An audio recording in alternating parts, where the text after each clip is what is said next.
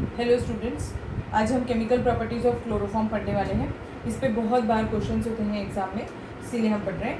So first, ये आपके state board में नहीं है ये प्रॉपर्टीज़, केमिकल प्रॉपर्टीज़, पर हमें यहाँ पर कॉम्पिटिटिव एग्जाम के लिए पढ़ना है। So first property is oxidation. Chloroform readily get oxidised even in the presence of air. Sunlight और एयर के प्रेजेंस में ही वो ऑक्सीडाइज हो जाता है। तो देखिए क्या बनाता है, CHCl3 on oxidation in presence of sunlight it gives what, COCl2। ये जो कंपाउंड है इसका नाम है phosgene gas. It is a deadly poisonous gas.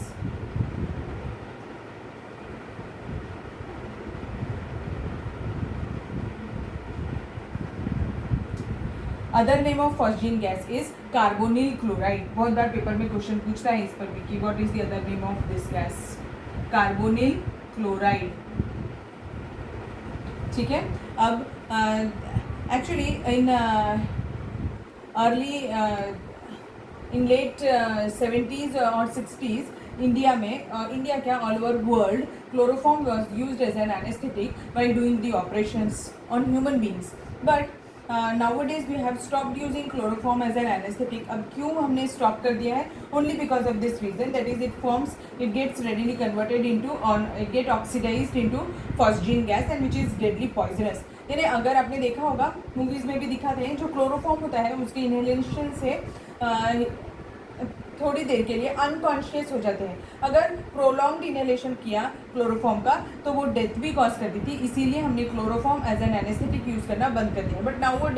But even now in India we use chloroform as an anaesthetic और animals पे आज भी हम यूज़ करते हैं इसे as an anaesthetic. Now, how to prevent this oxidation of chloroform? There are certain methods by which we can prevent this oxidation. First, ये सन के प्रेजेंस में ही ऑक्सीडाइज होता है, so store it in a amber coloured bottle. Amber coloured bottle यानी क्या, ये brown colour की bottle होती है, उसमें इसको स्टोर करना पड़ता है। और B point, it should be filled up to the rim. Bottle should be filled up to the rim, पूरी भरी हुई होनी चाहिए बॉटल। तो वो एयर के लिए जगह ही नहीं रहेगी तो वो ऑक्सीडेशन नहीं होगा। पर ऐसा हो नहीं सकता, क्योंकि अगर हम उसे यूज़ ही नहीं करेंगे तो फिर क्लोरोफॉर्म लेने का क्या मतलब है, अगर वो रिम तक ही भर के रखनी है तो। So to prevent in oxidation we also add ethyl alcohol to this. 1% solution of ethyl alcohol is added so that it prevents the oxidation. What it do, अगर सपोज करो ऑक्सीडाइज हो भी गया तो इथिल अल्कोहल जो होता है ये कन्वर्ट कर देता है COCl2 को इथिल कार्बोनेट में।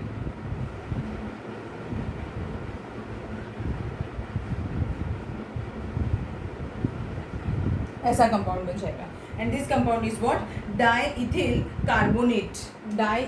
कार्बोनेट। सॉरी CO3 होना चाहिए, तो CO3 होगा। ये 2 टाइम्स आ जाएगा तो ये 2 ऑक्सीजन हो जाएंगे, सो CO3 हो जाएगा। प्लस बाय प्रोडक्ट क्या हो जाएगा यहाँ पर, HCl।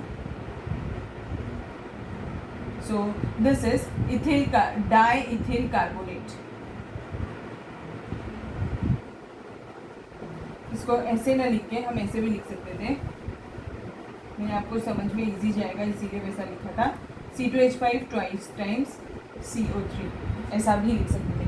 So diethyl carbonate. So this was all about oxidation. समझ में आया? एक तो इसको अंबर कलर बॉटल में स्टोर करते हैं, it should be filled up to the rim, और थर्ड 1% इथिल अल्कोहल ऐड करना होता है। Second property is reduction. Chloroform on reduction it gives what, ये क्लोरोफॉर्म का स्ट्रक्चर है। अगर इसका रिडक्शन करेंगे तो क्या होगा, इसमें हाइड्रोजन हम ऐड कर रहे हैं। अगर सपोज करो अपने हाइड्रोजन ऐड किया इन presence of zinc in HCl, तो क्या होगा, यहाँ पर रिडक्शन का मीनिंग क्या होता है, it is the addition of hydrogen and removal of an electronegative species. Means इसमें हाइड्रोजन ऐड होगा और क्लोरीन रिमूव होगा, तो कंपाउंड क्या बन जाएगा, ये नेसेंट हाइड्रोजन देने वाला है, सो that it will form what, CH2Cl2। ऐसा कंपाउंड फॉर्म हो जाएगा।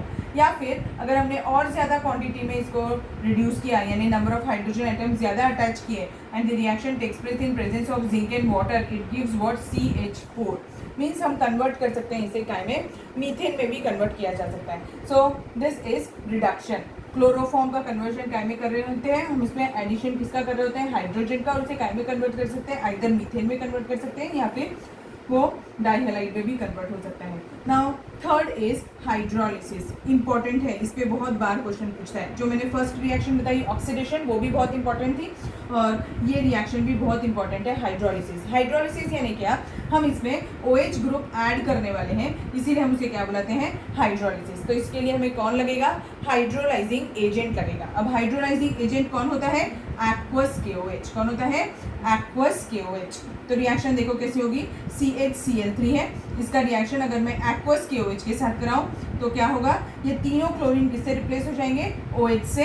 तो देखिए कैसा दिखेगा ये स्ट्रक्चर, एक H और 3 OH ग्रुप हो जाएंगे। मैंने आपको ये पढ़ाया है एक चीज़ कि whenever a carbon carries more than one OH group it is highly unstable, यानी ये स्पीशीज कैसी हो जाएगी, unstable. As it is unstable, what he is going to do, what this compound is going to do, it will remove water molecule from it. अगर ये water molecule इसमें से remove कर देगा तो क्या बचेगा, HCOOH, यानी ये कंपाउंड क्या है, फॉर्मिक एसिड। ठीक है, हम देखो किसके साथ रिएक्शन कर रहे थे, KOH के साथ। KOH क्या होता है, बेस होता है। तो अगर बेस, अब हमने गिन के तो इसमें KOH ऐड नहीं किया होगा, अगर थोड़े भी KOH के मॉलिक्यूल्स रह गए तो वो जल्दी से किससे रिएक्ट कर जाएंगे, एसिड से, क्योंकि एसिड और बेस बहुत जल्दी रिएक्ट करते हैं। और जैसे ही KOH के साथ वो रिएक्ट करेगा एक्वस KOH के साथ, तो ये क्या बना देगा, HCOOK। इस कंपाउंड का नाम क्या है, पोटेशियम फॉर्मेट। ठीक, तो क्वेश्चन क्या पूछता है, what happens when chloroform is treated with aqueous KOH। अगर उसने दिया है सिर्फ एक्वस KOH के साथ करने से क्या बनेगा, तो क्या बनने वाला है हमारा ऑप्शन में, फॉर्मिक एसिड अगर रहा तो आप फॉर्मिक एसिड टिक करेंगे, नहीं तो फिर पोटेशियम फॉर्मेट। अब कभी कभी क्वेश्चन पूछता है, how many number of molecules of aqueous KOH are required for the complete hydrolysis of one molecule of chloroform। देखो ये 3 OH लगाने के लिए यहाँ पर 3 मोल्स लिए होंगे KOH के, तभी ये 3 OH लगे, और यहाँ पर 1 मीन्स टोटल कितने KOH लग गए हमें इसमें। KOH अगर हमें पता करना है aqueous KOH के मॉलिक्यूल्स कितने लगे, तो वो कितने लगे, 4 for complete hydrolysis of one molecule of chloroform. अगर वो पूछता है number of molecules of KOH required for the conversion of chloroform into formic acid, तो आंसर क्या हो जाएगा, 3 मॉलिक्यूल्स। ठीक है, समझा आपको क्या है ये, क्लोरीनेशन फोर्थ प्रॉपर्टी है। क्लोरीनेशन में क्या करेंगे, chloroform is treated with chlorine gas in presence of sunlight so that it gives CCl4। CCl4 क्या होता है, कार्बन टेट्राक्लोराइड, और carbon tetrachloride it is used as a fire extinguisher. याद रखेंगे ये, हाँ, क्योंकि कभी कभी क्वेश्चन पूछता है। और फायर एक्सटिंग्विशर का ट्रेड नेम क्या है, यहाँ पर क्लोरोफॉर्म किस ट्रेड नेम से मार्केट में मिलता है, that is pyrene. Next fifth property is nitration. ये भी इंपॉर्टेंट प्रॉपर्टी है, बहुत बार पेपर में क्वेश्चन दिखता है। नाइट्रेशन, नाइट्रेशन में क्या करना होता है, हमें NO2 ग्रुप ऐड करना होता है, उसे हम क्या बुलाते हैं, नाइट्रेशन बुलाते हैं। तो अब देखो क्लोरोफॉर्म में कैसा होगा,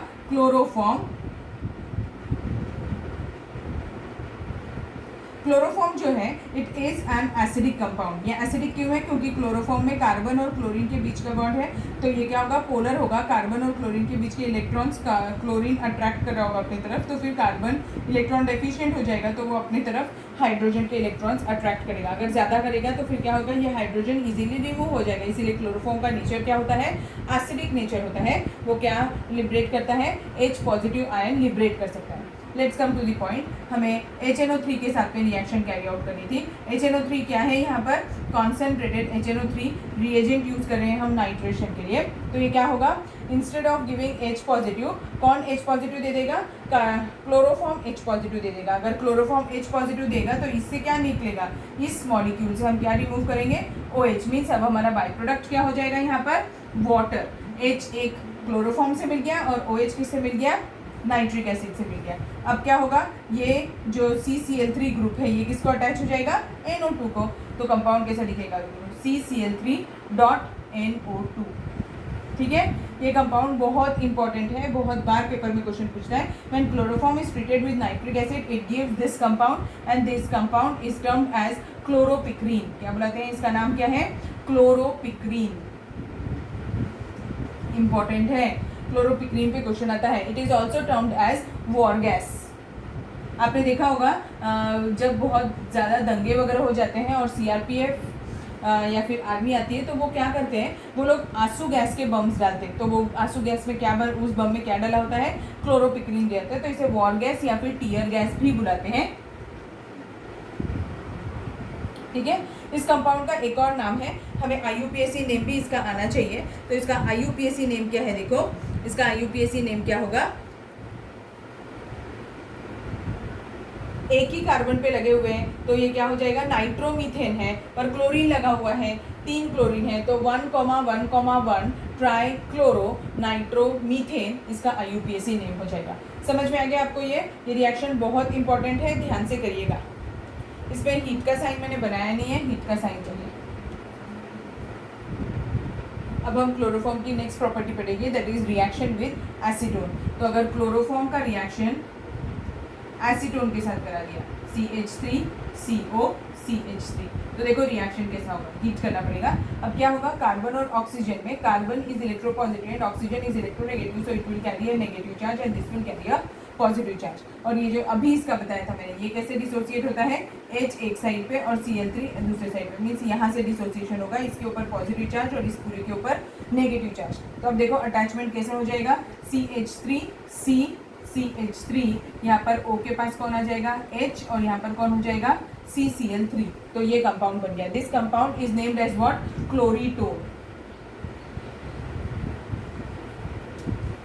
इसे क्लोरीटोन बोलते हैं। तो अब ये क्लोरीटोन जो होता है, it is used as a hypnotic drug, याद रखना है, it is used as a hypnotic drug. जिस हिप्नोटिक ड्रग यानी क्या, वो स्लीप इंड्यूसिंग ड्रग्स को हम क्या बुलाते हैं, हिप्नोटिक ड्रग बुलाते हैं। ठीक है, तो अब इसका ये क्लोरीटोन का स्ट्रक्चर है जो मैंने आपको बना कर दिया है। ठीक है, समझ में आ गया ये। So this was the reaction with acetone. So now the next property of chloroform is dehalogenation. अगर इसके हैलोजेंस रिमूव करने हैं तो कैसे करते हैं रिएक्शन, देखो क्लोरोफॉर्म ले लिया और इसको सिल्वर मेटल के साथ में हीट करना होता है, सो दैट इसको लिखना कैसे है, दोनों मिरर इमेज होनी चाहिए क्लोरोफॉर्म की, ये ऐसा है, ये इसका ऐसा है। तो ये बस आप ये रिमूव कर दीजिए, सो that it removes halogens and it forms what, CH triple bond CH, और ये कितने लगने वाले हैं, 6 + 6 AgCl इसमें बाय प्रोडक्ट होगा। बहुत बार पेपर में क्वेश्चन पूछता है टू डीहैलोजिनेट, ये भी एक एक्चुअली ये रिडक्शन रिएक्शन ही है। देखो उसमें से हैलोजन रिमूव कर रहे हैं, इसलिए हम इसे रिडक्शन भी बुला सकते हैं। So for the reduction of chloroform using silver powder, कितने मोल्स ऑफ सिल्वर लगेंगे, तो कितने मोल्स लग रहे हैं, अगर 1 मोल ऑफ क्लोरोफॉर्म के लिए पूछ रहा है तो आपको 3 मोल्स ही लगेंगे, पर 2 मोल्स ऑफ क्लोरोफॉर्म के लिए पूछ रहा है तो आंसर क्या हो जाएगा, 6 मोल्स। और ये जो प्रोडक्ट बना है या फिर इसका डीहैलोजिनेशन का जो प्रोडक्ट बना है वो क्या है, उस पर भी क्वेश्चन पूछता है, ये क्या है, इथाइन है।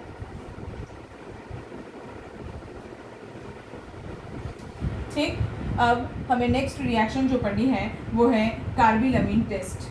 कार्बिलमीन रिएक्शन भी बुलाते हैं, कार्बिलमीन टेस्ट भी बुलाते हैं, दोनों में से कुछ भी बोल सकते हैं। इंपॉर्टेंट है, बहुत बार पेपर में क्वेश्चन होता है इस पर। ठीक है, तो ये कार्बिलमीन टेस्ट। अब कार्बिलमीन टेस्ट क्या होती है, देखो in this aromatic primary amine, aromatic primary amine name reaction है, इसीलिए हमें जैसे है वर्ड टू वर्ड वैसे ही याद करना पड़ता है। इसे एरोमेटिक प्राइमरी अमाइन है।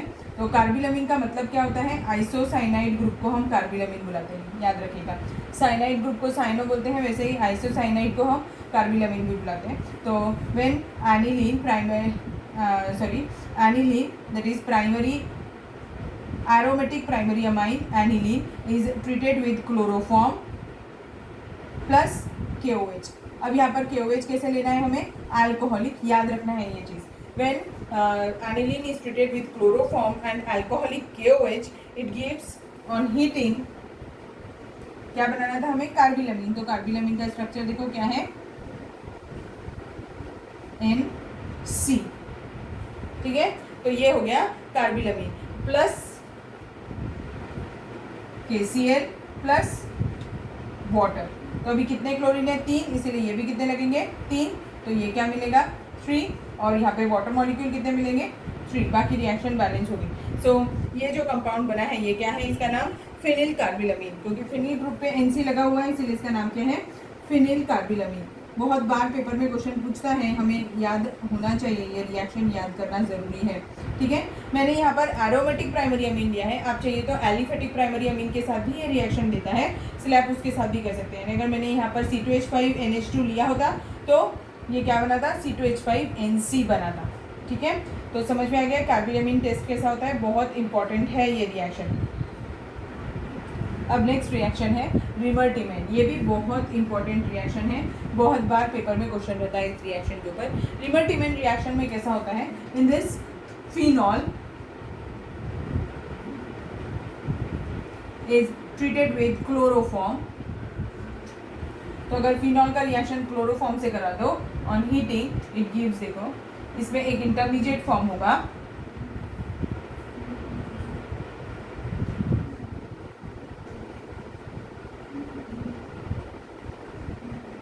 अब फिनॉल क्या होता है, ऑर्थो पैरा डायरेक्टर होता है, इसीलिए दो टाइप के प्रोडक्ट्स फॉर्म करेगा, एक ये और एक ये, एक ऑर्थो पोजीशन पे और एक पैरा पोजीशन पे।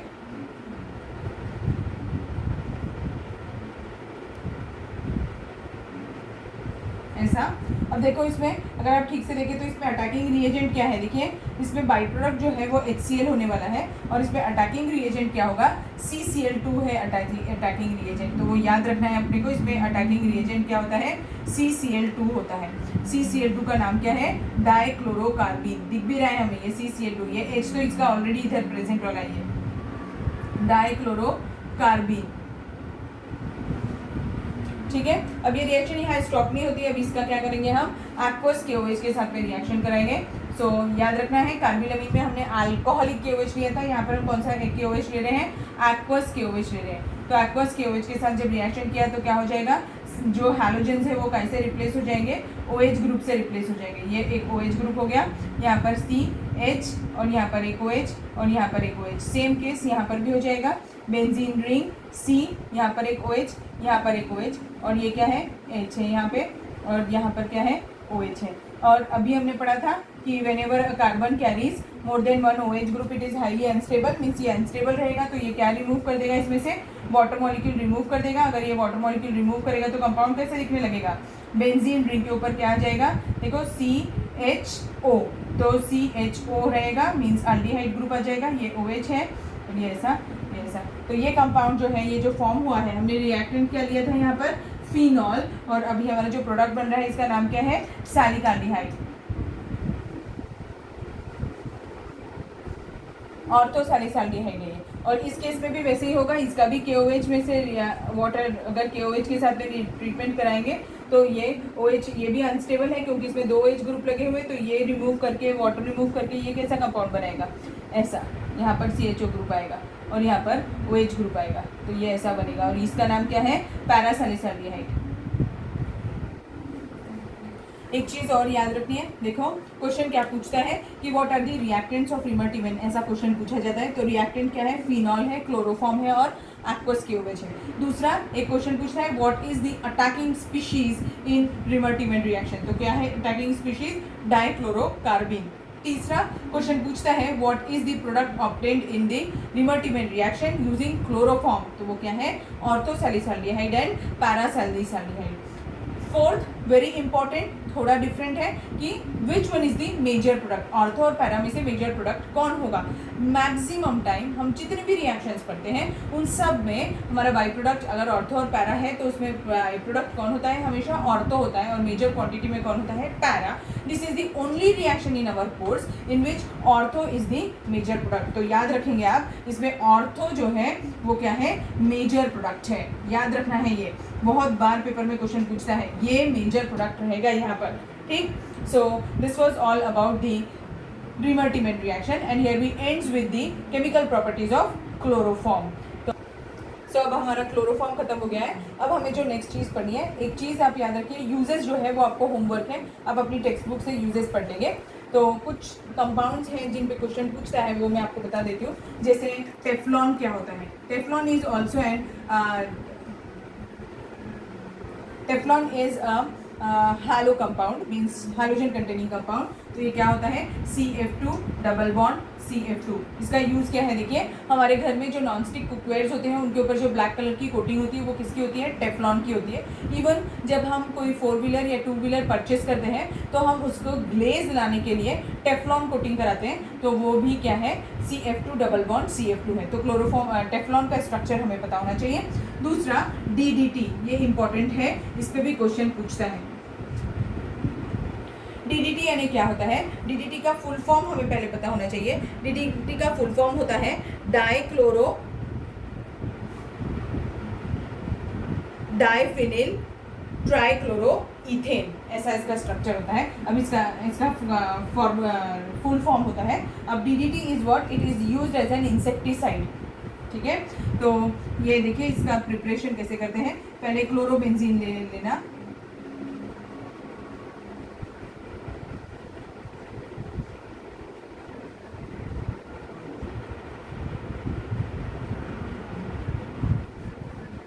Chlorobenzene is treated with क्लोराल। अब क्लोराल का फॉर्मूला याद होगा आपको, मैंने हेलोफॉर्म टेस्ट में आपको पढ़ाया था। क्लोराल क्या होता है, it is CH double bond O और यहाँ पर CCl3 CHO होता है। तो ये H यहाँ ने लगा के, मैं आपको कंफ्यूजन हो जाए इसीलिए यहाँ लगा देती हूँ। तो ये किसका स्ट्रक्चर है, क्लोराल का। थोड़ा प्रैक्टिस करना पड़ता है बेटा, ऑर्गेनिक केमिस्ट्री ऐसे ही नहीं आती बिना लिखे। अगर आप सोचेंगे कि मैं सिर्फ ऐसे रीड कर लूँ और ऑर्गेनिक आ जाएगा, तो ऐसा नहीं होता है। आपको लिख लिख कर प्रैक्टिस करना पड़ेगा और 2-3 बार लिखेंगे तब जाके हमें रिएक्शंस याद होती हैं। तो ये इसमें से वाटर मॉलिक्यूल लिबरेट करेगा ऑन हीटिंग। तो अगर वाटर मॉलिक्यूल लिबरेट कर दिया तो कंपाउंड कैसे दिखने लगेगा, देखो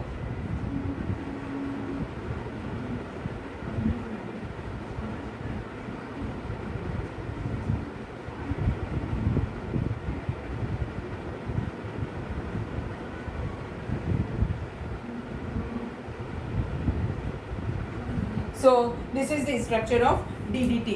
तो DDT का फुल फॉर्म क्या है मैंने अभी आपको बताया, देखो डाइक्लोरो डाइफिनिल ट्राइक्लोरोइथेन। ठीक है, अगर आपको इसका IUPAC नेम चाहिए तो क्या हो जाएगा, 2,2 बिस पैराक्लोरोफिनिल 1,1,1 ट्राइक्लोरोइथेन। समझा आपको, बहुत ही सिंपल है। अब एक और कंपाउंड है जिसके बारे में हमें पढ़ना है। DDT is what? It is used as what? अभी बताया था आपको मैंने, it is used as an insecticide and it is also used to kill the mosquitoes। ठीक, बट ये नॉट बायोडिग्रेडेबल है, इसीलिए ये एनवायरनमेंट पे रह जाता है and it have toxic effects on the environment, so we have stopped using DDT and even the insecticides as well as the mosquitoes has developed the resistance against DDT। ठीक, तो अभी एक और कंपाउंड है जो हम एज ए इंसेक्टिसाइड यूज करते हैं, वो है C6H6Cl6। C6H6Cl6 ये जो कंपाउंड है इसका नाम होता है BHC, बेंजीन हेक्साक्लोराइड। ठीक है, इसका ट्रेड नेम होता है लिंडेन, ये मार्केट में लिंडेन के नाम से मिलता है। एक और होता है कंपाउंड, इस कंपाउंड का नाम दैट इज गैमेक्जीन, इसे भी ये मार्केट में भी गैमेक्जीन के नाम से भी मिलता है। ये रिएक्शन बहुत ही सिंपल है, बेंजीन ले लिया C6H6 plus Cl2 3 times, reaction takes place in presence of sunlight और सनलाइट के प्रेजेंस में रिएक्शन कैरी आउट करेंगे so that it gives C6H6Cl6। So ये क्या है, BHC है। ठीक है, तो ये हो गया BHC का, ये भी इंसेक्टिसाइड की तरह यूज करते हैं। एक और कंपाउंड है जो हमें पढ़ना है, वो है क्लोरोफ्लोरोकार्बन दैट इज फ्रियॉन। तो उसका फॉर्मूला क्या होता है, क्लोरोफ्लोरोकार्बन, फ्रियॉन बोलते हैं इसे। पहले हम इसे as a freezing gas use करते थे, रेफ्रिजरेटर में, फ्रीजर में ये गैस भरी होती थी freon, but nowadays we have stopped using it. Same it is also not biodegradable, इसीलिए इसके बहुत सारे टॉक्सिक इफेक्ट्स होते हैं एनवायरनमेंट के ऊपर। तो फ्रियॉन CCl2F2। ठीक, तो ये फ्रियॉन है, it is a odourless non corrosive gas. So this was all about the halogen derivatives। अभी हमारा ये चैप्टर खत्म हो गया है। इसमें जितनी भी केमिकल प्रॉपर्टीज़, फिजिकल प्रॉपर्टीज़ और मेथड्स मेथड्स ऑफ प्रिपरेशन सब थी, वो सब मैंने आपको कराया है। अब आपको सिर्फ प्रैक्टिस करना है, क्योंकि आप प्रैक्टिस जितना ज़्यादा करेंगे उतने इजीली आपको ये चैप्टर याद होगा। ये चैप्टर बहुत लेंदी है, इसीलिए टाइम लगा हमें, इतने सारे लेक्चर्स या वीडियोस बनाने पड़े उसके लिए। अगर आपको कुछ भी डिफ़िकल्टी है तो आप कमेंट बॉक्स में लिख सकते हैं। ठीक है, थैंक यू।